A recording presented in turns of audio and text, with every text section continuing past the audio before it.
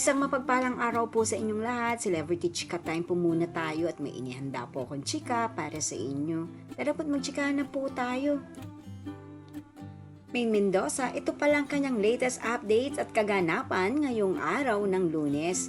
Yes, mga maka-celebrity chika time, yan po ang ichichika ko sa inyo na lubos rin pong usap-usapan sa social media ng mga netizens, lalong-lalo na nga po ng mga followers at supporters ni Mengay. And of course, bago po tayo dumako riyan ay nais ko po munang batiin mga team bahay, team abroad at mga seniors natin dyan. Shout out po sa inyong lahat at happy Monday po. Ngayong araw nga po ng Lunes ay masayang-masaya na naman nga po ang mga legit Dabber Cats ng longest running noontime show na Itbulaga at maging pati rin po ang ating phenomenal star na si Mengay ay talaga naman nga pong rayot ang sayang kanyang hatid-hatid. Na super nakaka-good vibes ang kanyang mga kalokohan, kakwelahan. Narito po at panuorin po natin ang ilan sa kaganapan ni Mengay sa Itbulaga.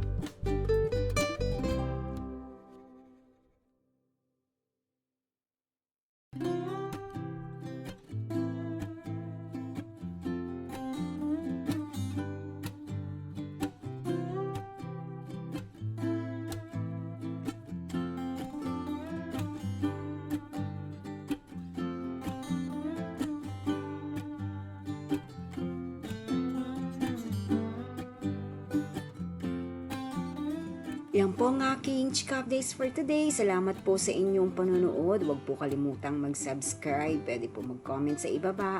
Basta't wag lamang po harsh o nakakasakit sa isa't isa. Salamat po muli. Spread love, not hate.